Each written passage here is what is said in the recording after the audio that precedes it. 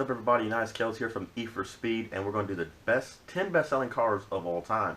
Started with number 10, the Chevy Impala. Now I'm going to give you sticker prices, invoice prices of today's market. So the Impala goes from around $25,000 to $35,000 from the base model to the SS, and this is the Chevy family car, the four-door sedan.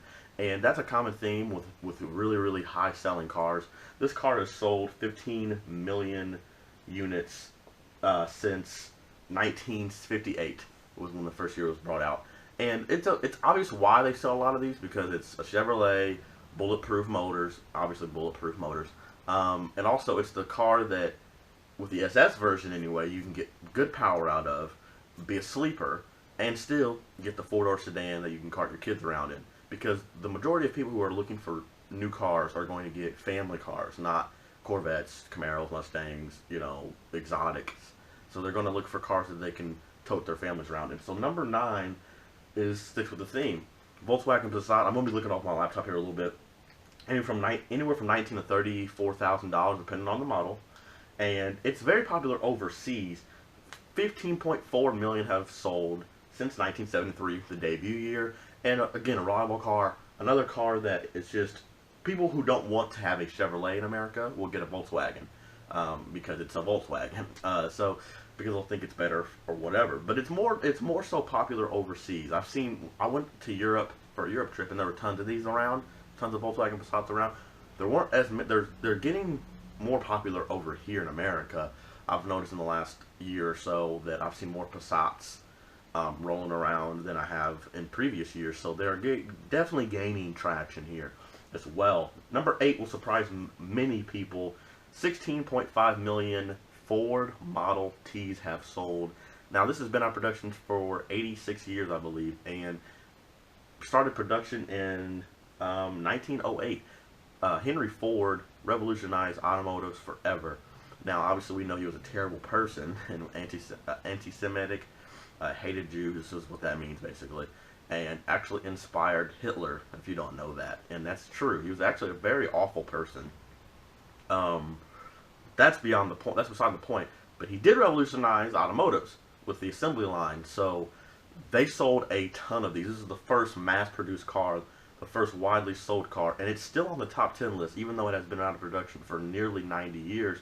Absolutely incredible that this car sold 16.5 million units. To put in perspective, that's about twice as many Mustangs that have been sold, and Mustangs have been around for 50 straight years. So that's pretty impressive, and to do it in such a short period of time. And it took, in 20, let's put it this way, in 20 years, it took 20 years for them to do that. So they're selling about, 800,000 a year roughly or so. The Honda Accord is number 7. Honda Accord anywhere from $20,000 to $35,000, obviously depending on the version you get.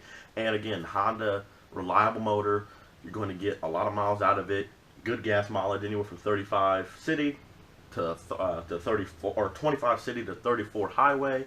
And they have sold 17.5 million, and these have been in America since 1989, and in the worldwide scene since 76. And this is the period, that's the period of time where Japanese cars were taking over the world. Japanese cars really became, when I say taking over the world, I'm talking about for the masses. Their sedans, their compact cars were taking over the world because they were so reliable, relatively cheap to keep up on maintenance, and they were just so good of cars. And then when the Japanese started making sports cars, we'll get into that a different day. But that's number 7. Number 6 is another Honda, the Civic. And the Honda Civic, anywhere from $16,000 to $26,000 depending on the model. Again, a very reliable car. Actually gets better gas mileage, 28 to 36 city to highway. Started production in 1972. 18.5 million Civics have sold since.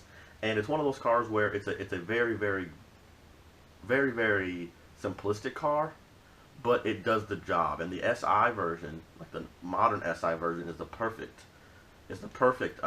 car for a family guy who wants good gas, really good gas mileage, but yet wants a little bit of a toy on the way to work, so to speak.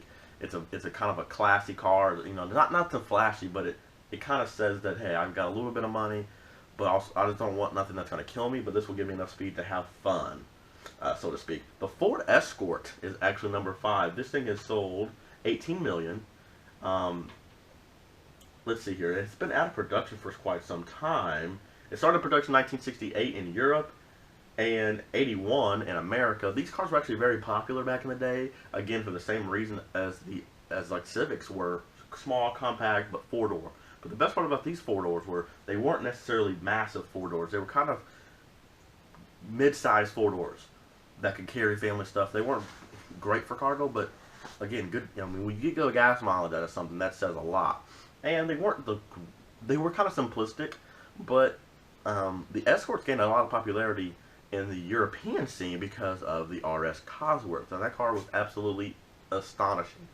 But that's, again, another car for a different day. But yeah, again, 18 million cars have sold worldwide, and a concept for our new Escort will be in China next year. So potentially a new Escort coming out for China. They're going to probably see how that works out, maybe bring it worldwide again. So on to number 4.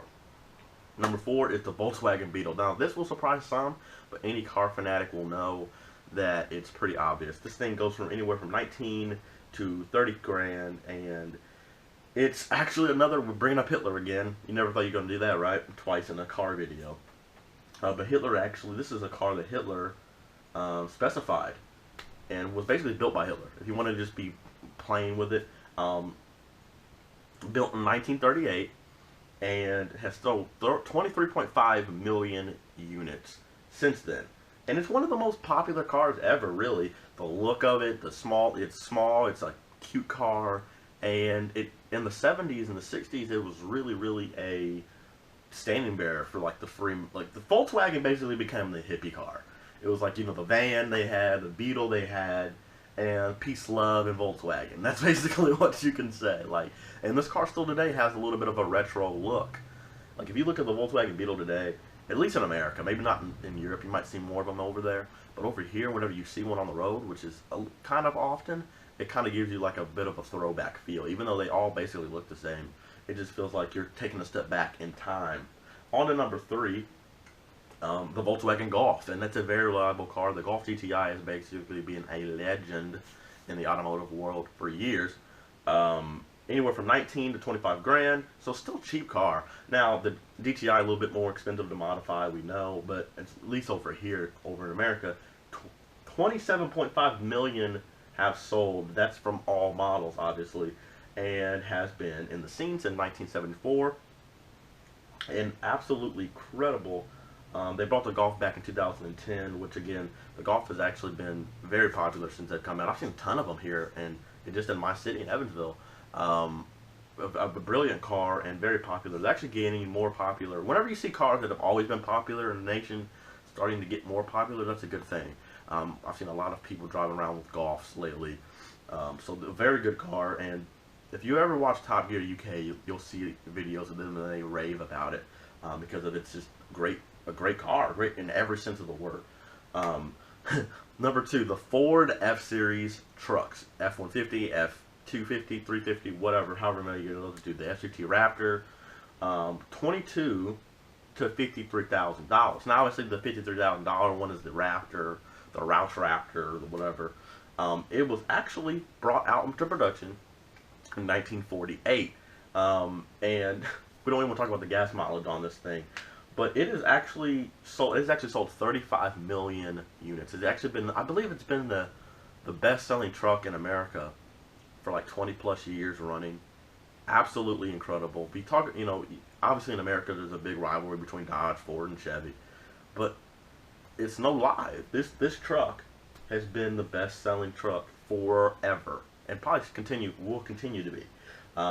And why are trucks so big in America for all you foreigners or you know anybody from out of the country? It's just the way America's set up. I know Top Gear UK has ripped trucks because there's no reason for people in the UK to use trucks. But the reason why people here use trucks are for the countrysides. We do a lot of hauling in America. We go out in the country. You have to be able to move things from location to location easily. We tow a lot of things. We pull a lot of stuff. It's just the way our country's set up. It's not just our culture. It's just the way it is and how we have to live. It makes a lot of sense if you actually live here, but I can understand why it's a little confusing for people out of a different country. I know a lot of people make fun of America and their trucks, But if you lived here, you would understand. It's just really just because of the farmland we have. We have such massive farmlands here that you need trucks. Number one, Toyota Corolla. Toyota basically the king of the perfect family car. The Corolla, anywhere from 15 to 21 grand, so it's cheap, reliable, will run forever. Same thing with the Camry. For all you don't know what that is, it has sold 40 million since 1966, and in 1974 was the best-selling car in the world. That was the first year it was the best-selling car in the world. This is incredible. This car literally just took over. This was the number one car when the Japanese were taking over the automotive industry. This was the car that basically set it up. Now, one thing about the Corolla is it's a little plain.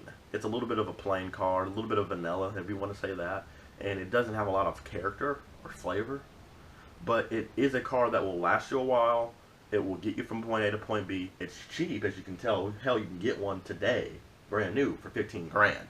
I mean, a four-door sedan that is going to get you everywhere you want to go, cheap to maintain, and for $15,000, you see why people have sold or bought 40 million of them. Not to mention, obviously, there's a lot of people across the world that don't really care about cars. They just need somewhere to go point A to point B.